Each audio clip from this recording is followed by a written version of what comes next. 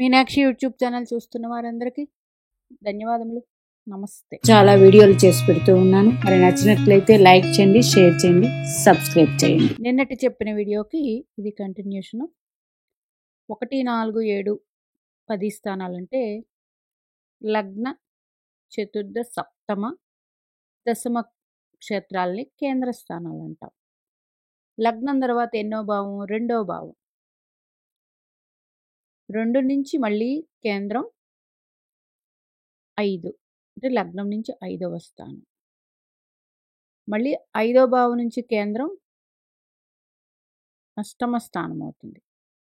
8వ నుంచి కేంద్రం 11వ భావం అవుతుంది. మీ లగ్నం నుంచి 2, 5, 8, 11 స్థానాలు. వీటిల్ని ఫణఫరలు అంటారు. అంటే మనకి కేంద్రాలు, ఫణఫరలు, అపోక్లిమాలు అని అందించారు. దీనికి ఇట్లాంటి వీడియో నేను చాలా రోజుల క్రితం చేసి పెట్టి ఉన్నాను. మీనాక్షి యూట్యూబ్ ఛానల్లోకి వెళ్తే కనిపిస్తుంది. మరి ఈ ఫణఫరలు ఏమందిస్తాయి? ఏ దశ, ఏ వయస్సు? అంటే ఈ ఫణఫరల్లో ఉన్న గ్రహ దశలు అవి పాపగ్రహాలైనా శుభగ్రహాలైన. శుభగ్రహాలు అయితే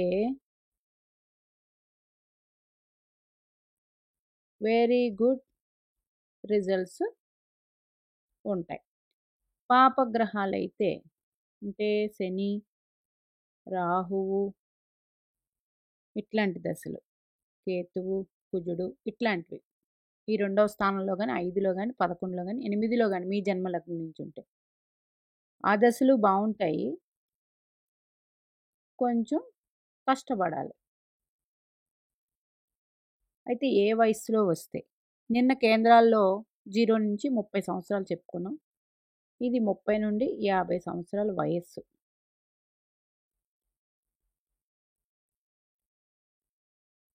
రావాలి. అంటే మన జన్మలగ్నంలో గ్రహాలు మనకి పరాశర మహర్షి అందించినవి. ఈ విధంగా కూడా మనకి ఈ సూత్రం అందించారు. మీ జన్మలగ్నం నుంచి 2లో అంటే ద్వితీయంలో, పంచమంలో, అష్టమంలో, లాభంలో ఏ గ్రహాలు ఉన్నా అది పాపం గ్రహాలైనా శుభగ్రహాలైనా అవి ఆ దశలు 30 సంవత్సరాల నుంచి 50 సంవత్సరాల లోపు వస్తే 100%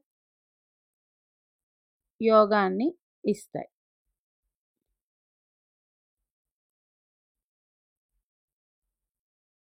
కొంతమందికి ఒక డౌట్ రావచ్చు. మా ధనుస్సు లగ్నం అండి, గురుగ్రహం మరి లగ్నాధిపతి నీచపడ్డారు. ఈ దశ వస్తే, ఈ సూత్రానికి ఈ దశ వస్తే 100% అది యోగాన్ని ఇస్తుంది. నీచపడినప్పటికీ ఈ సూత్రంలో ఇట్లా వస్తే యోగాన్ని ఇస్తుంది. అంటే మీ జన్మలగ్నం నుంచి కేంద్ర స్థానంలో ఉన్న గ్రహాలు చిన్న వయసులో రావాలి. మీ జన్మలగ్నం నుంచి ద్వితీయ, పంచమ, అష్టమ లాభస్థానాన్ని ఫణఫరలు అంటాము. అవి ఈ వయసులో రావాలి. వస్తే అది ఏ గ్రహదశలైనా యోగాన్నే ఇస్తాయి. అయితే శుభగ్రహాలైతే శుభ ఫలితాలు, పాపగ్రహాలైతే కొంచెం కష్టపడిన తర్వాత మనకి యోగాన్ని ఇస్తాయి. ఇది ఇట్లా వస్తే అదృష్టవంతులే అని. మరి ఎందుకు అదృష్టవంతులు? ప్రతి ఒక్కరికి 30 నుంచి 50 సంపాదించే వయసు ఇది. అంటే సంపాదన మార్గంలో తీవ్రంగా సంపాదించే వయసు. ఈ వయసులో ఈ గ్రహదశలు వస్తే మరి అదృష్టం కదండి. 100% యోగవంతమైన కాలం ఉంటుంది, సంపాదన ఉంటుంది, అన్నీ ఉంటాయి. మరి ఇందులో 3 భావాలకి చూడండి, 2కి, 5కి, 11కి గురుడే కారకత్వం. గమనించారా? ఆ భావాలకి గురుగ్రహం కారకత్వం, అష్టమ భావానికి శని భగవానుడు కారకత్వం. అష్టమ భావం కూడా మనకి ధనయోగాన్ని ఇస్తాయి. అందులో ఈ అష్టంభావంలో ఏదైనా గ్రహం ఉండి మరి అది విపరీత రాజయోగంలో ఉంటే మరి వెరీ గుడ్ ఫలితాలు ఉంటాయి. అందుకే చాలామంది జాతక చక్రాల్లో గ్రహాలు చాలా బాగుంటాయి, కానీ సరైన సమయానికి సరైన వయసులో రాక ఆ దశలు యోగాన్ని అందివ్వవు. చూడండి, మనకి గురుగ్రహం చాలా బాగున్నాడు. గురుగ్రహం చాలా బాగుంటే జాతక చక్రం మొత్తం యోగ ఫలితంలోనే ఉంటుంది. ఆ దశ వచ్చి ఇంకా బాగా అన్ని విధాల టాప్ ఆర్డర్లో ఉండాలంటే ఆ దశ రావాలి. ఆ దశ రాలేదు అంటే మరి అది కూడా ఒక దురదృష్టమే. అట్లాగే మన జన్మ లగ్నాధిపతి, పంచమాధిపతి, భాగ్యాధిపతి దశలు ఇవి లక్ష్మీ స్థానాలు కాబట్టి ఈ లక్ష్మీ స్థానాలకు ఆధిపత్యం వచ్చిన దశలు యోగాన్ని ఇస్తాయి. ఇవి ఇప్పుడు చెప్పిన 2, 5, 8, 11లో ఉన్నాయనుకోండి, ఆ భావాల్లో ఉండి ఈ ఏజ్లో 30-50 మధ్యలో వస్తే 100% ధనయోగాలు అయితే మాత్రం ఉంటాయి. మీరు జన్మజాతక చక్రం తీసుకోండి, కేంద్ర స్థానాలలో గ్రహాలు ఉన్నాయా, అది ఏ ఏజ్లో మాకు వచ్చేసాయి, వస్తున్నాయి, 2, 8, 11 స్థానాల్లో గ్రహాలు ఉన్నాయా, ఇప్పుడు చెప్పిన 30-50లో ఏమైనా గ్రహ దశలు వస్తాయా చూడండి. దాన్ని బట్టి మీకే అర్థమైపోతుంది ఎంత యోగం మనకి ఉన్నదిని. అంటే ఇట్లాగా చాలా రకాల యోగాలు ఉంటాయండి, నిగూఢమైన అంశాలు ఉంటాయి జ్యోతిష శాస్త్రంలో. ఒక గ్రహం కొంతమంది అనుకోవచ్చు, ఈ గ్రహం మీకు నీచపడింది, యోగాన్ని ఇవ్వదు. మరి ఇట్లాంటి కాంబినేషన్లో యోగాన్ని ఇస్తుంది. ఎట్లా యోగాన్ని ఇస్తుందంటే మరి ఇదే కారణం. అందుచేత మీ జన్మలగ్నం ఏదైనా కానీ, అంటే లగ్నాధిపతి ఏదైనా కానీ, ఎవ్వరు ఏమైనా కానీ, జన్మజాతక చక్రంలో మనకి ఇట్లాంటి కాంబినేషన్స్లో మన వయసుకి తగ్గ వచ్చాయంటే 100%. ఇప్పుడు 2లోనే రాహు ఉన్నారు, మీకు ద్వితీయంలోనే రాహు ఉన్నారు. ఆ రాహు మహాదశ చిన్నప్పుడు రాకూడదు, అంటే 0-30. కుటుంబ పరంగా, తల్లిదండ్రుల పరంగా ఇంక ఏదైనా సరే విద్యకు కానీ చాలా ఇబ్బందులు పడతారు.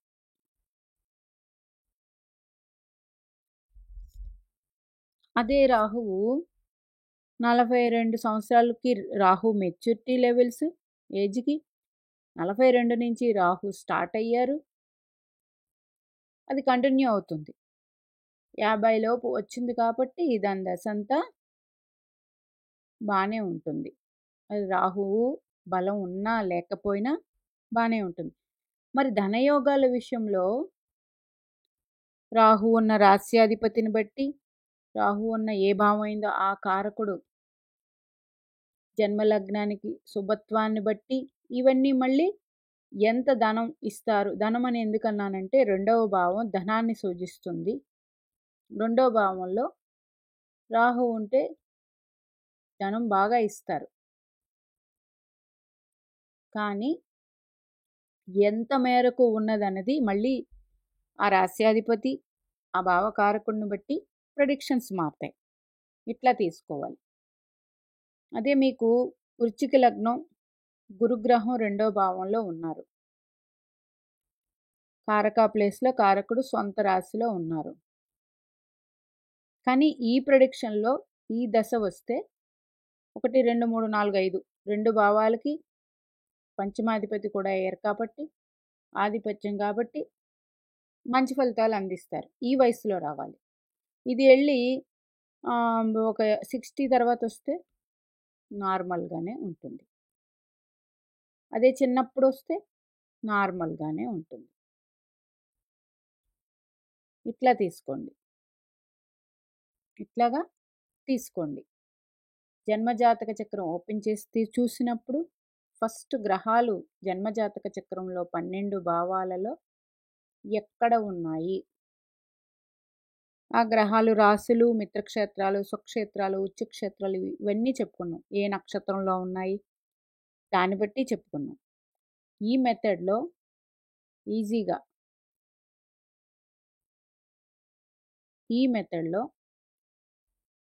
ఇట్లా క్యాలిక్యులేషన్ చేసుకుని ఈ ఏజ్లో ఇక్కడ నేను చెప్పిన భావాల్లో గ్రహదశలు వస్తే